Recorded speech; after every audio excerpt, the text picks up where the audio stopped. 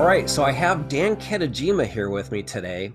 And the reason we're doing this call is because Dan has had so much success building his agency and really leveraging internet leads. So, with that, Dan, let's jump into this topic of internet leads. I've got a bunch of questions for you, and I know everybody wants to learn from what, as far as I'm concerned, you've kind of mastered this business of internet leads. So, my first question is, what systems do you use, Dan, to manage your internet business? Yeah, sure. My system is pretty simple. Some of the systems that I think has really helped me out is just automation. Automation is just a great way for us to be able to follow up with people without having to do the work. Now, it takes time to set up the automation, but the time it saves in the long run is just so worth having these systems set up. So some of the systems I have in place basically is just having a system where we've purchased a lead, we get a lead somehow, then they'll go into a email software that would send them an email automatically.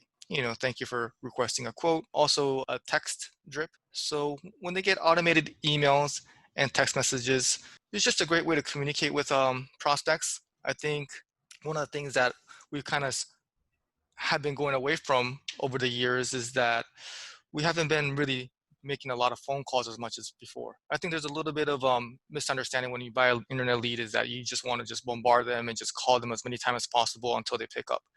And I just don't think that's a great way to start a relationship, because these days phone calls are just a little bit frowned upon. It makes you a little desperate, and it's just for you to ask someone to stop their day, pick up the phone, and so you could quote them is a little maybe too aggressive. So you really want to look out for the unsubscribe numbers and the opt-out numbers. But emailing is very accepted.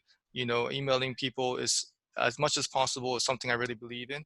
And one of the things I really try to focus on eh, is as my duty is to have the phone call ring, so that way my producers are picking up the calls with an interested call. They want to get a quote from us.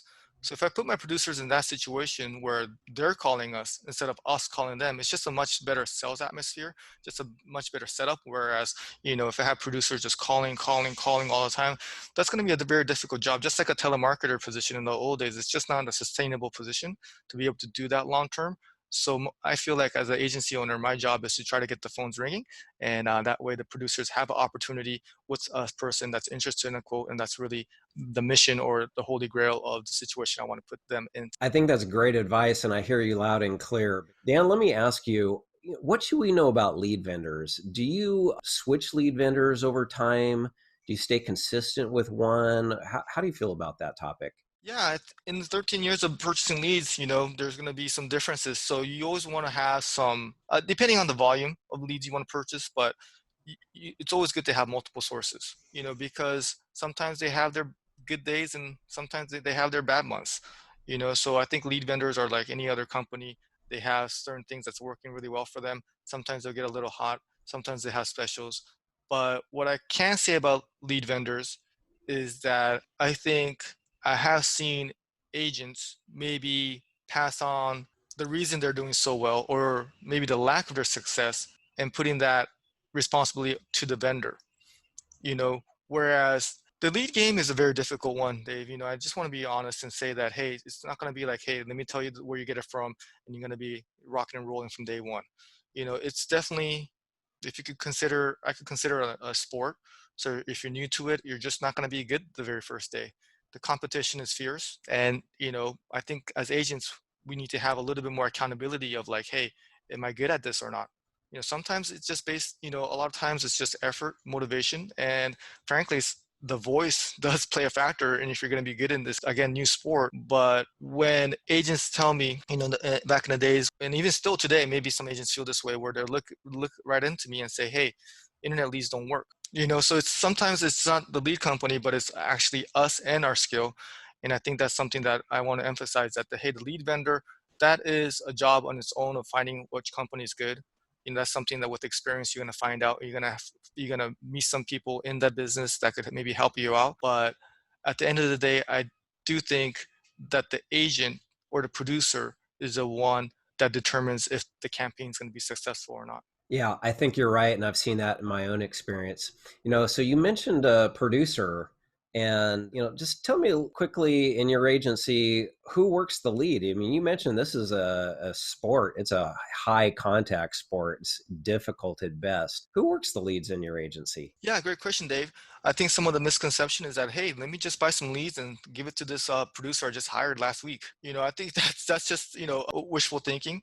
People that work my leads are the ones that have been with me the longest. They're the proven closers. I make it a point that you have to earn to be able to get leads, because once you're getting leads and you're making commission, and I'm really proud of some of the my staff members and what they're doing now, how far they come. But really, the people who do the leads are the ones that have been with me for 5+ years.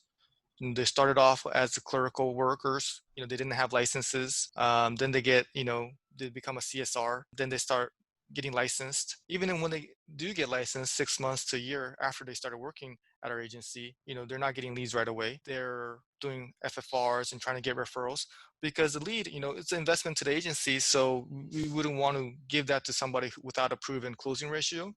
So once someone's been in the business for a few years, they know the product really well, they know all the objections, they just have experience in closing business, that is when I feel comfortable to be able to give somebody a lead. So I think one of the things that I would recommend all agency owners to do is to really have a good idea of how to close them yourself.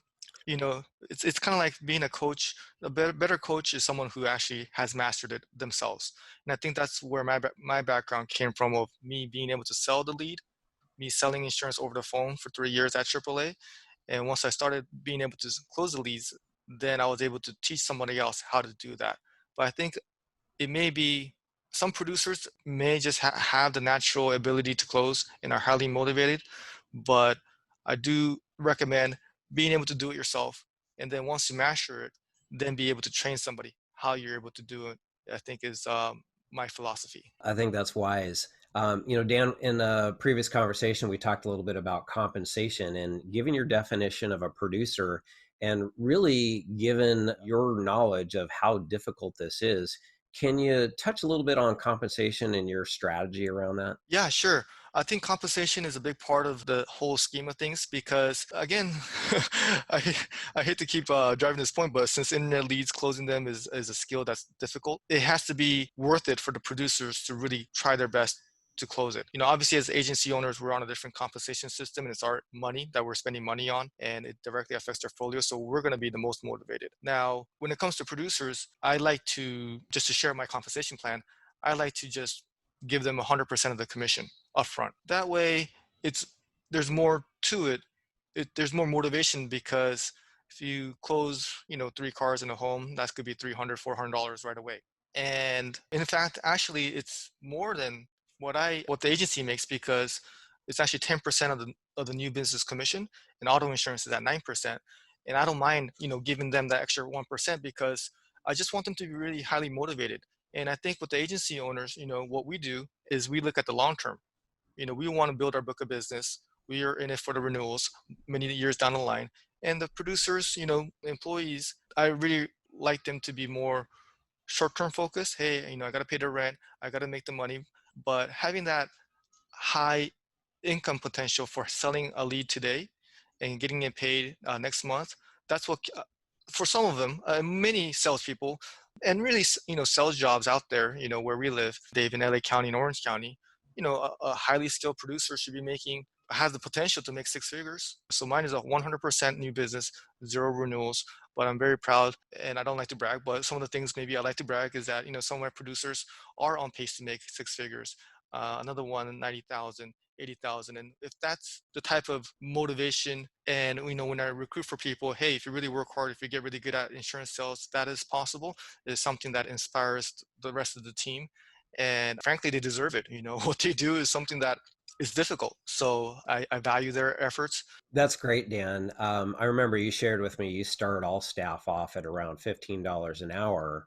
And just to drive home the point you made, you pay on auto a 10% commission of the premium when you make 9%. So you're really driving that front loaded payout to your staff. And so they have all the skin in the game to stay on the phone and make those sales. I think that's a wise choice. Dan, really honing in back to internet leads again. This is kind of like the money card for me. Dan, tell me what's your expected close ratio on internet leads, and then we can talk about your actual close ratio for the book of business. Yeah, sure. I think 10% has always been the goal for me. That's something that, and I don't really look at it that closely. I think one of the situations with the internet leads, and I think, if I really were to look into it deeply, I'm pretty sure it's more around the 15% range now. But some of the things that I think agency owners could get in a little bit of trouble is when they really look at the ROI a little bit too carefully, especially when you're having producers sell them. You're buying a lead, you're paying your producers hourly, then you're paying them the commission. You're thinking like, wow, I bought this lead, I bought this many lead, and we got this much back, and but I paid this much. The ROI is frankly could be a little discouraging if you really look into it. I've actually haven't been looking at ROI that much. I go more off intuition, and actually through experience, it has really helped me because it's really impossible to measure the ROI. We don't know how many years that person's going to renew. We don't know if they're going to buy a new car. We don't know if they're going to buy a new house. They may get in that house. You could always guarantee there's going to be a rate increase. So that's going to increase the premium. They may send you a referral. So I really don't like to look too closely on, even though the closing ratio is important, believe it or not, I'm not that much of a data driven guy.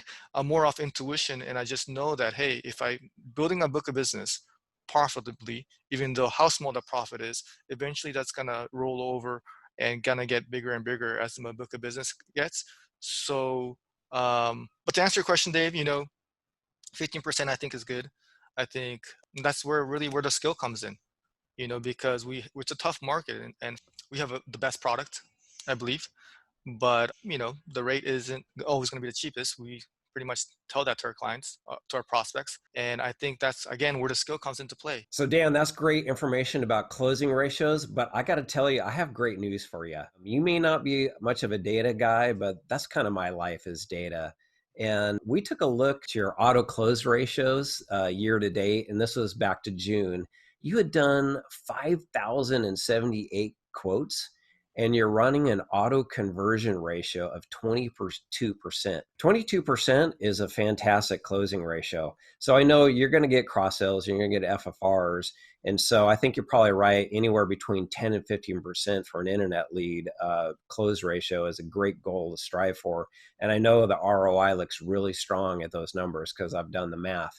And oh, by the way, I see that your home conversion ratios are 45% year to date. I mean, that's astronomical. Congratulations to you and your agency. Thank you, Dan, Dave. in a recent conversation, we talked about your perspective on social media and really the importance it plays for your agency as it pertains to working internet leads. Can you elaborate a little bit more for us on what you mean by that? Yeah, sure. Social media is really has been a game changer for our agency. I think one of the things that the way the world has just shifted, over the last 13 years I've been in business is that people prefer or they value convenience. Yeah. I think those are the type of things that people look for when they shop for insurance. But at the same time, we all want to work with people that we know. We're just going to be more comfortable working with the face that they've seen. So some of the times when you do an internet lead, if you're just basically relying just on your voice only, then the connection isn't as strong. So what social media has really helped us do is just let our prospects and our clients know who we are without having to physically meet them.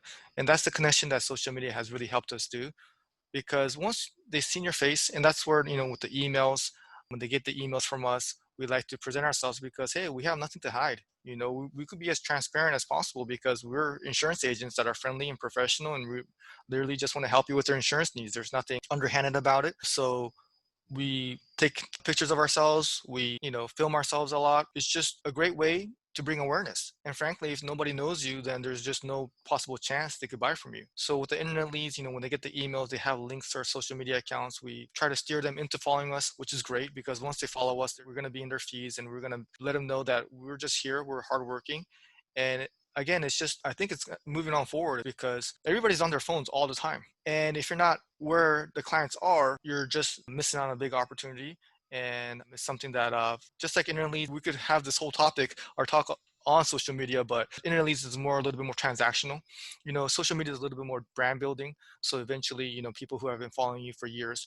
And I think insurance is something where you just can't expect people to drop everything they're doing and talk about insurance. It's something that when they think of, you want to be available at that time. So when they're buying a car, buying a house, like, oh yeah, I follow them. They're nice people. They seem like they're nice. So again, whole strategy of trying to have them call us, the social media presence is a key factor in being able to do that. I think social media really helps with getting reviews. I think reviews is a big part of the agency's success too, because it's one thing for us to say, hey, we're great.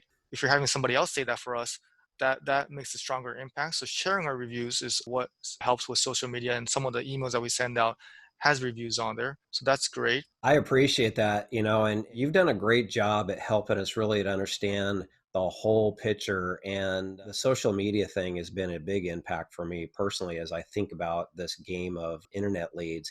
And I also appreciate your point too that internet shoppers are everyone. They're all walks of life. They're people that have money, they're people that don't have money. They're people with multiple houses, they're people with one car, and you never know who you're going to get. And we've seen that to be very true. Well, thank you very much again, Dan, and have a great rest of your day. Until next time.